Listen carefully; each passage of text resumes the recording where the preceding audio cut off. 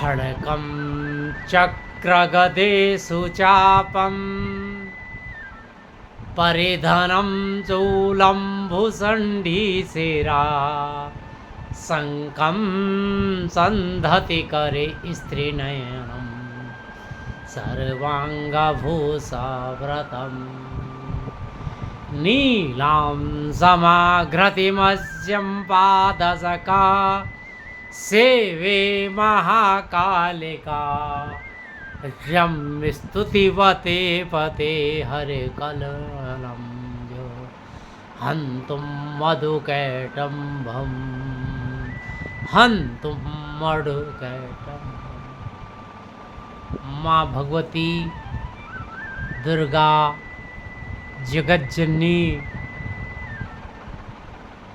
सौभाग्यशाली स्त्रियों की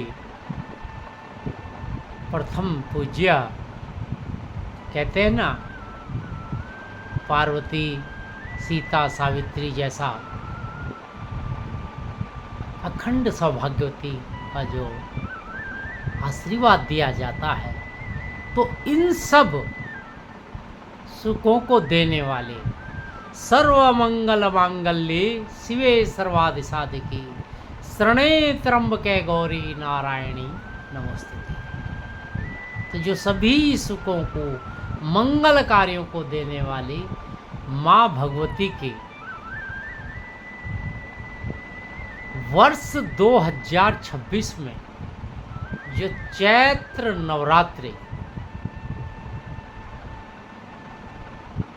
जिससे मात्र ये नवरात्रे नहीं है, मैंने बताया था ना कि संसारियों के लिए एक संवत्सर में, संवत्सर क्या होता है, हिंदू पंचांग में 60 संवत्सर होते हैं, जो कि एक के बाद एक रिपीट होता है। और इस वर्ष गिनती में जो 40वां है, रौद्र नामक, रौद्र मतलब थोड़ा, रौद्र मतलब गुस्सा, तनाव, तो ये रौद्र नामक संवत्सर 2083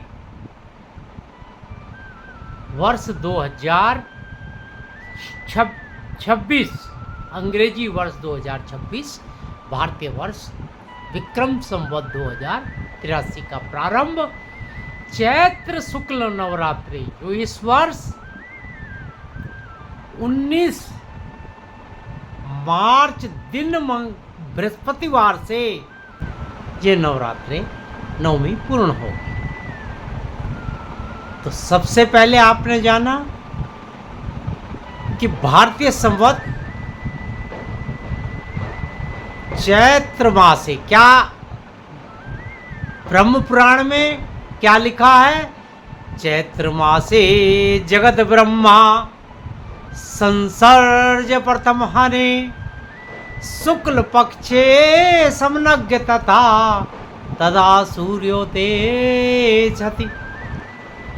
तो चैत्र मास में ब्रह्मा जी ने संसर्ज प्रथम हने, जो इस सृष्टि की उत्पत्ति की, चैत्र मास शुक्ल पक्ष और सूर्योदय का दिन, और यही हमारा हिंदू नववर्ष है। मैंने बताया जो 19 मार्च 2026 दिन बृहस्पतिवार से, तो इस हिंदू नववर्ष का, इस वर्ष का जिस दिन से प्रारंभ होता है बृहस्पति, तो जो राजा है वो बृहस्पति है।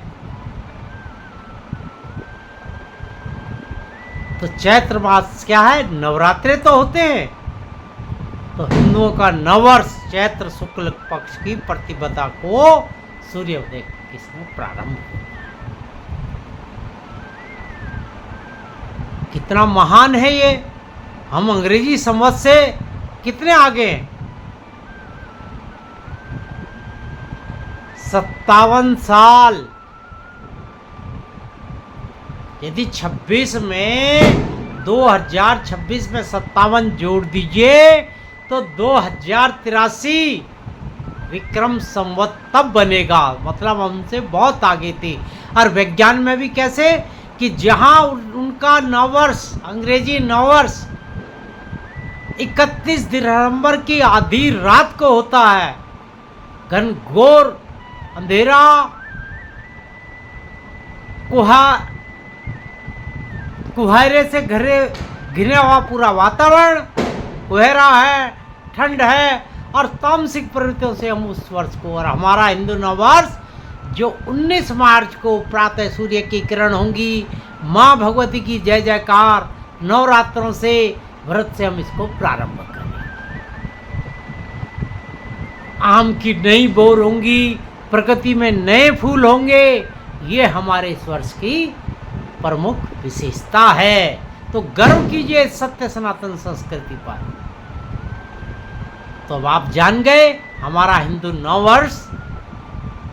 नव संवत्सर जो रुद्र नाम का है वो 19 मार्च से प्रारंभ होगा और इसके साथ ही हमारा हिंदू नववर्ष प्रारंभ हो जाएगा।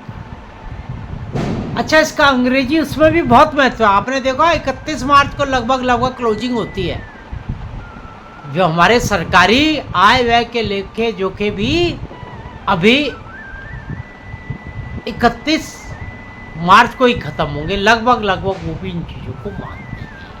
अब आप आए कि इसमें हमें क्या करना, तो अपने नए संवत्सर चैत्र मासे शुक्ल पक्षे सूर्योदय, तो इस वर्ष 19 मार्च को जो सूर्योदय होगा,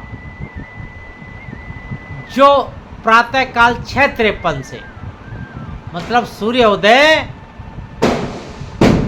से पूर्व ही लगेगा और सूर्योदय के मतलब सूर्योदय से कुछ समय बाद और सूर्योदय से पूर्व अगले दिन 20 मार्च को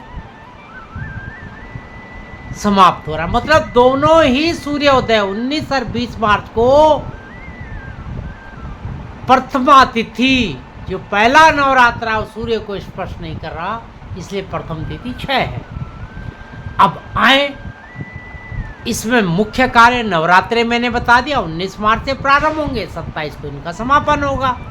तो अब पहला काम है कि घट स्थापना कितने शुभ मुहूर्त पे कब करें, यही तो मुख्य काम है।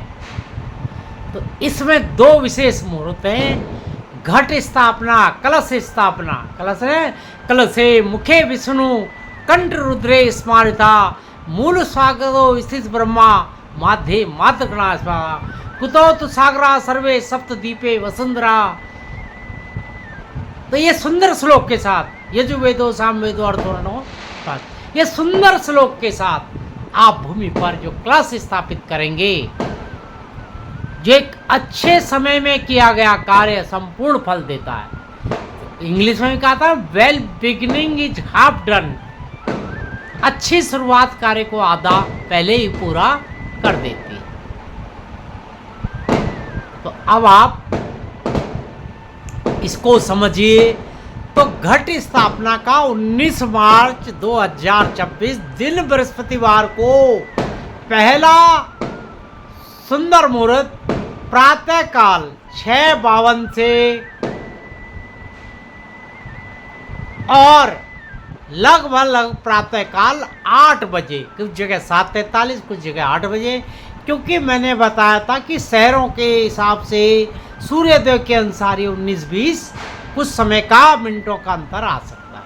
तो जो दिल्ली एनसीआर में है वो प्रातःकाल पहला मुहूर्त 6:52 प्रातःकाल से 7:43 या लगभग 8 बजे प्रातःकाल, लगभग ये 1 घंटा 10-12 मिनट का बड़ा सुंदर समय है।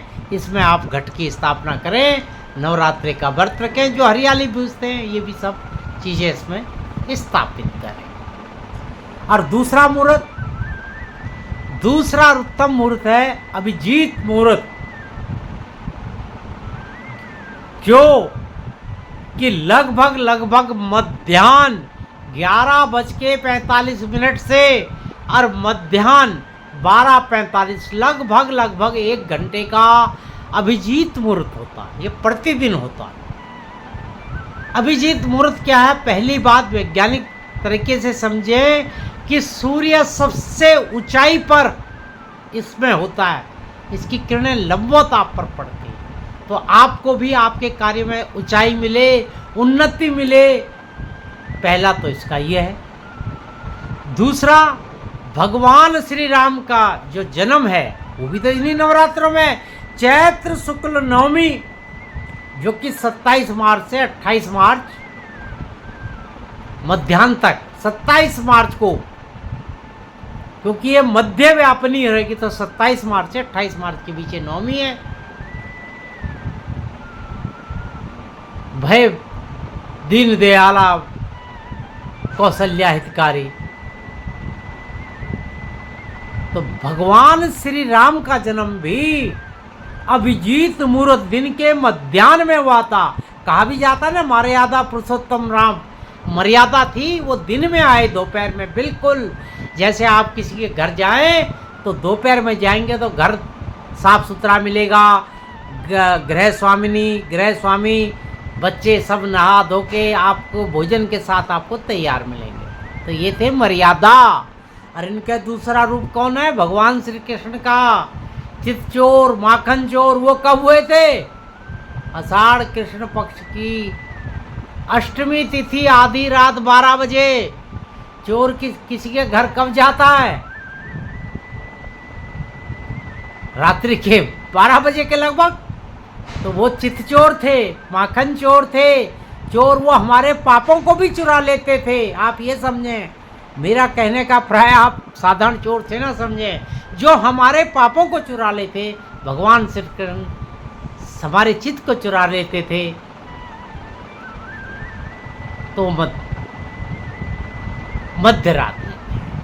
तो दूसरा मुहूर्त है अभिजीत मुहूर्त, आप नोट करें। 19 मार्च को यदि आप प्रातःकाल का जो मुहूर्त किसी तरह से आप विसर जाएं, विसर मतलब ना आपके उपयोग में हो, किसी कारण से आप ड्यूटी पे हो, बाहर हो, तो 11:45 से 12:45 दिन में भी घट स्थापना की जा सकती है, जो आपके लिए मंगलकारी होगा।